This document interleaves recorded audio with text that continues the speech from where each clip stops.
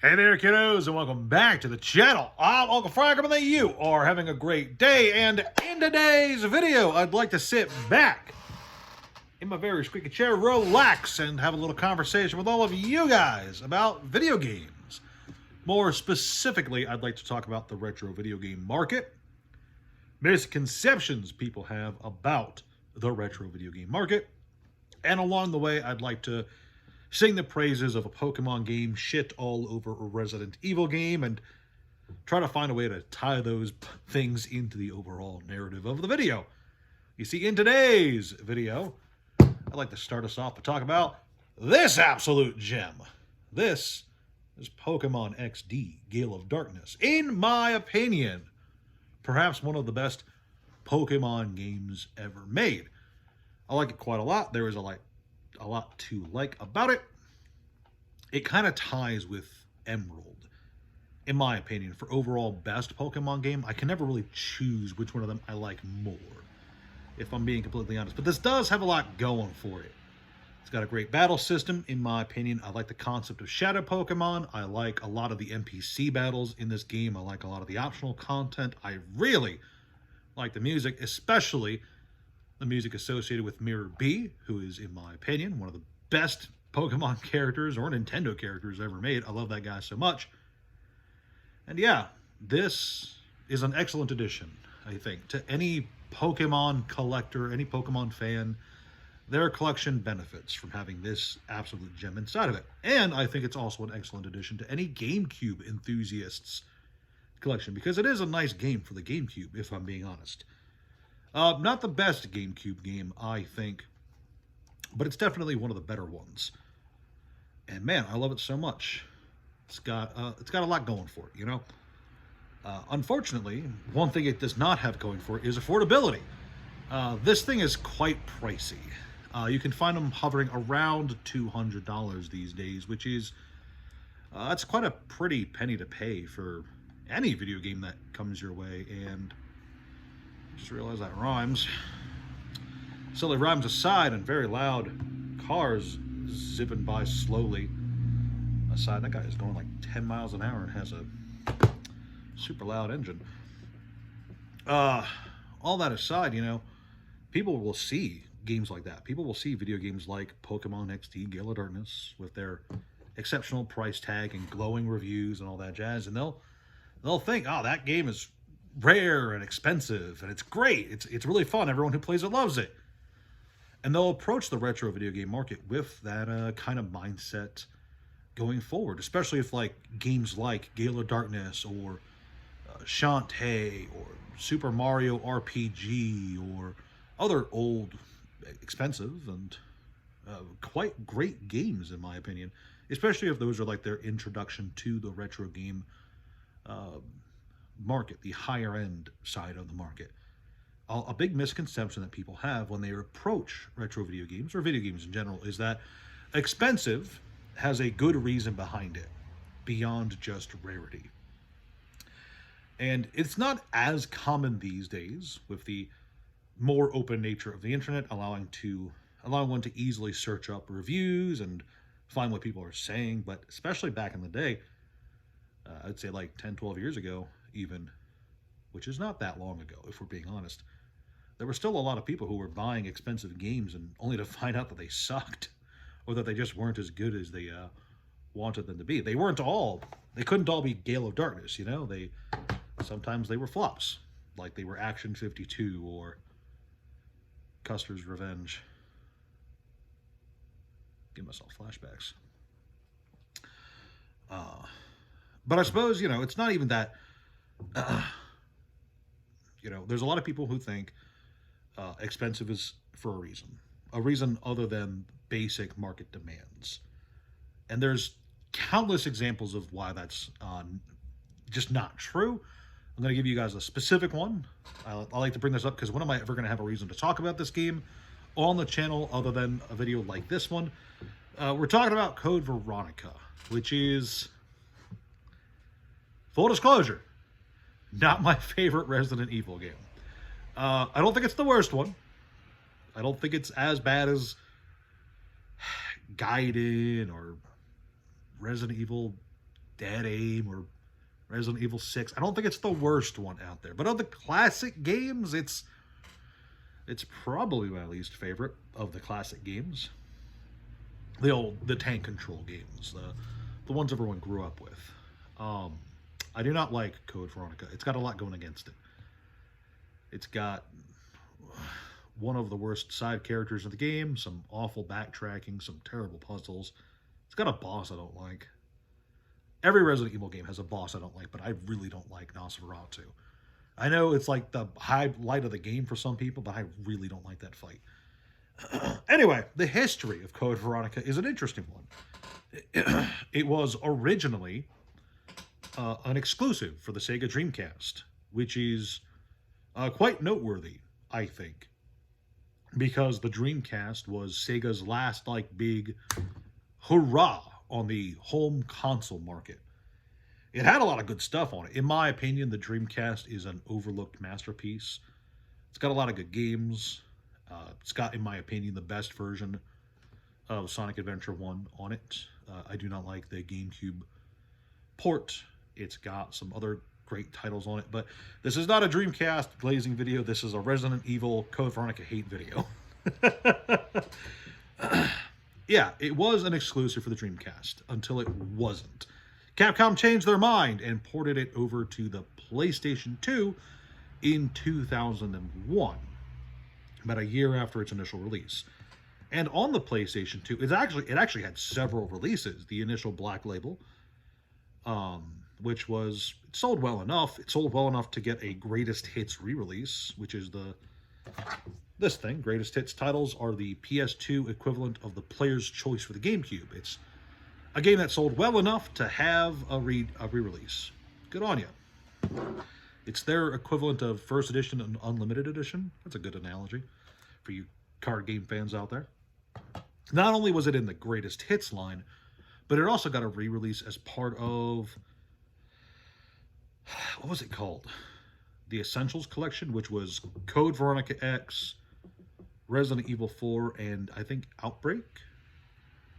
Someone correct me if I'm wrong, but I'm fairly sure that was the name of the collection.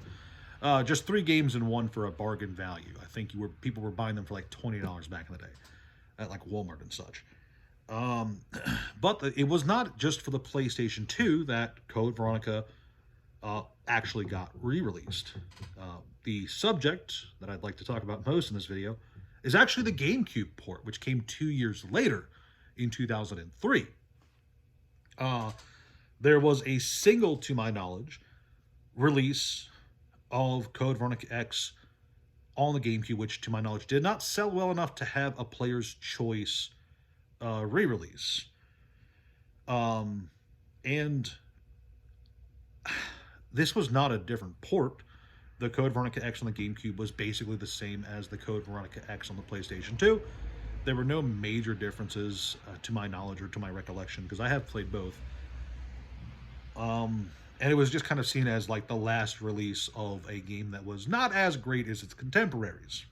In fact, of all the Resident Evil games I used to buy and sell back in the day, the GameCube version of Code Veronica X was one of the cheaper versions of the game. The Dreamcast one was always a bit more expensive for whatever reason, and the Triple Pack one was always kind of a joke, but the GameCube one, you could buy that for $10 to $20 for the longest time, it felt like.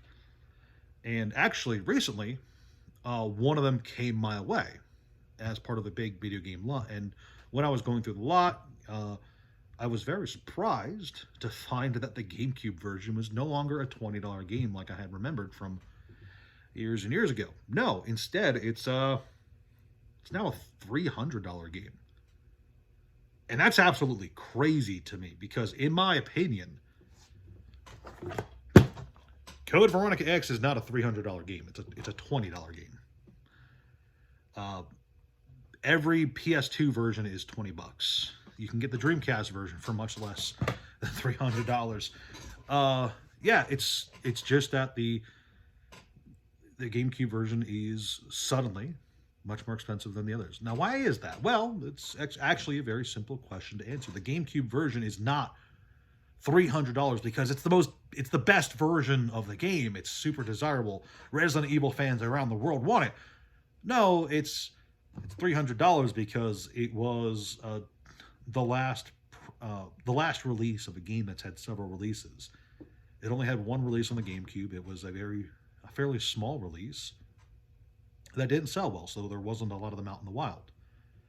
And it's just the fact that the market itself only caught up to that fact slowly over time, leading to a game that was cheap but otherwise identical to its counterpart on the PS2 to suddenly rising to very expensive but otherwise identical to its counterpart on PS2. And Code Veronica X now serves as an excellent example, see what I did there, of games that are expensive but not necessarily worth the price tag for anything beyond rarity. And there's just loads and loads of games out there, video games, that do have quite the price tag that are, in my opinion, not necessarily worth that price tag. You're going to find all kinds of examples of expensive games that aren't good. And there's just way too many people out there, I think, who approach the retro market with the mindset of rare and expensive must mean good. Yes, it's certainly true that Dot Hack Volume 4 is a highly sought after game, right? Certainly, it's good. Side tangent, they re-released the Dot Hack GU games and even added a new game to the title, to the lineup. But they have not re-released the original Dot Hack line. What the hell is up with that? Anyway, side tangent over. That bothers me, okay? There's plenty of old games that are worth the price tag because they are genuinely highly polished games, with quite the fan base behind them. But there's also plenty of things out there that are, again, things like Action 52 or Code Veronica X for the GameCube that are not necessarily worth the price of admission. And here's where we cycle it back over to the world of card games, because that is what a lot of you people are here for. The same thing is true in the world of card games. There are plenty of collectibles, especially in the world of card games, that can be worth a lot of money that aren't necessarily good even within their specific game. There are cards out there that are expensive for one reason or another, limited release, promotional card, only available at big conventions or events or whatever, that aren't actually all that good or even all that playable. And buying them, especially for like Magic the Gathering's very old, like Legends or the Dark era cards, or Arabian Nights era cards, a lot of those cards are expensive, but they aren't playable. They're not good. Those old reserve list cards, there's a lot of them that are great. Dual lands are a great example.